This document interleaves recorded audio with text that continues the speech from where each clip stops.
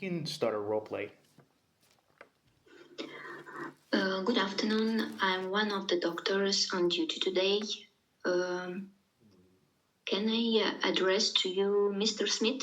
Okay, not can I address to you, Mr. Smith, but can I address you as Mr. Smith? Okay. Okay. Can I address to you as Mr. Smith? No, without to. You cannot say, can I address to you as, but can I address you as Mr. Smith?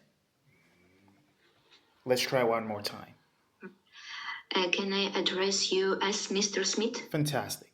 Yes, that's perfectly and grammatically correct. Yes, doctor, you can call me Mr. Smith. So, how are you feeling today? Doctor, I'm very worried about my recent diagnosis, and I was wondering how you're going to find out that I really have diverticulitis.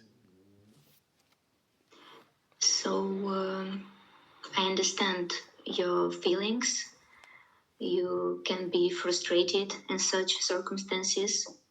And I have received your CT scan, and I can conclude that you have diverticulitis. Do you know what this means? Okay, great. So before we drive the conversation forward, let me quickly correct you here, right? So generally in clinical communication skills, we try to avoid saying I understand, right? Now the reason being that we might not necessarily have experienced what the patient is experiencing. So we just avoid it. It's better to say it is understandable, right? So, Mr. Smith, it is understandable to feel worried about your recent diagnosis, right? And I'll be very happy to answer all your questions regarding your condition, something like that. Okay, right. So you could also say, I can't imagine how frustrating this must be for you. It's just better than I understand. Yeah. Okay, all right, good. Yes, let's carry on. Let me explain this condition to you in lay terms. Mm-hmm. So, diverticulitis is a condition where small out pockets in the digestive tract is inflamed and infected. So usually it can happen um in the colon. Am I being clear? Okay.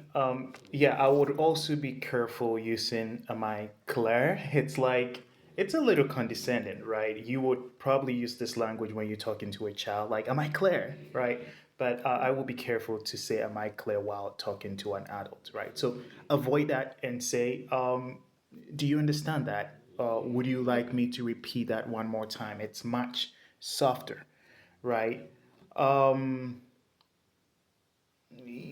Doctor, the explanation is clear. Thank you very much.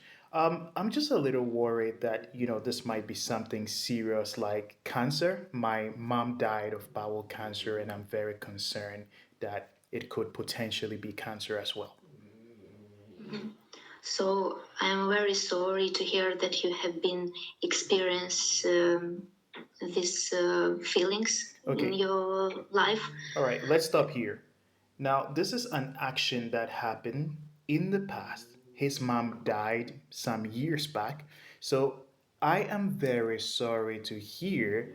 Now, we are not going to use the word died, but we will use the word pass away, which is just really demonstrating that you can use some idioms in English, right? So I'm very sorry to hear that your mom passed away from cancer. That must have been difficult for you. So you can see that we are incorporating some very advanced tenses here. Mhm. Okay, so So mhm. can I repeat? Yes, please go ahead. I'm very sorry that your mom passed away from bowel cancer. That must have been really difficult for you. Yes, and to give you some So, ideas, you can also take a little bit of family history here, right? So, Mr. Peterson, do you mind telling me how old was your mom when she passed away from bowel cancer? You can just play along with the information that the patient is asking you, right? That gives you some sort of breathing time to put your thoughts together on how to drive the conversation forward. Okay, so let's try. Take some quick history. So, can you explain a little bit more about family history, about your family history? Okay, now this question might be very difficult for your patient. It's too vague, right? Tell me about your family history. The patient have no idea what it is, right? So here you got to break it down for the patient. So, can you tell me when your mom passed away from bowel cancer? Has there been any other cases of bowel cancer in your family besides your mom? Something like that. And that's enough, right? Don't go too deep into that. Just these two questions would be enough. So let's try. Um, Now, can you please tell me at what age your mom passed away from bowel cancer? She passed away at the age of 55. And do you have any other family history of bowel cancer in Um, your? None that I'm aware of. Mhm. Thank you very much for this valuable information. This information really help us to detect and to prevent any early changes that could lead to cancer. Yes, doctor. So I also wanted to ask, what can I do to prevent the same fate for myself?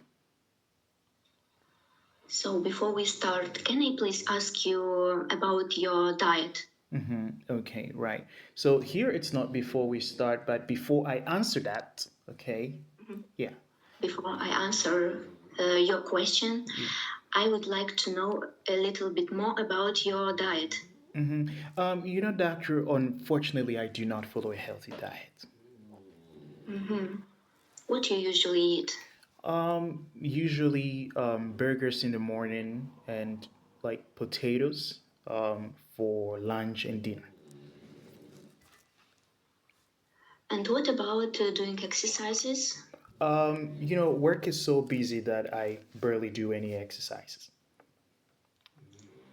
So, from your words, I can conclude that it would be necessary to improve your diet. Your diet, it would be necessary to enrich your diet with vegetables, with fruits, whole grains, as well. Doing exercises is essential to keep you fit and well. Okay, great. It was a good response, but instead of saying from your words, right? So you can say, based on the information you've given me, I think it would be necessary for you to follow a healthy diet. And like you did, you can give the patient examples of what healthy diet means. So eating lots of fruits and vegetables. And I would strongly advise you to be more active, do sports. You can give examples of sport. You should play tennis, which is very healthy. You can go swimming to improve your general health, right? So, because one thing that I realize is that sometimes candidates just don't have idea, right? Now, 5 minutes might be long and short depending on how communicative you are. For some clients, it's just like a lot of time, and they totally lose idea. They don't even know what to tell the patient.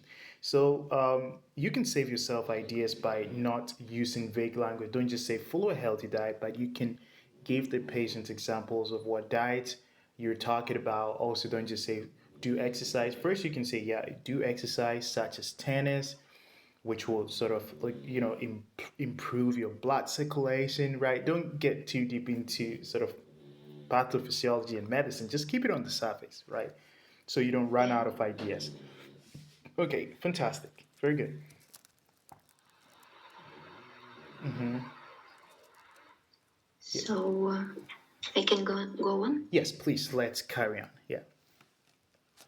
And as well, it would be crucial for you to do regular checkups and to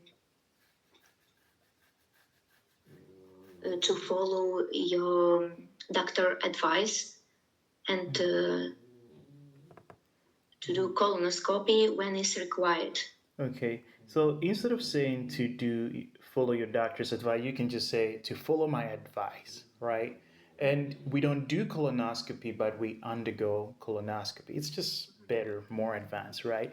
And you can say it will be also essential for you to undergo regular colonoscopy because of your family history, right? Something like Mhm. that. Okay, good. So again, this was a very good role play. So keep it up. I corrected the key mistakes that you made. Okay, so that's it.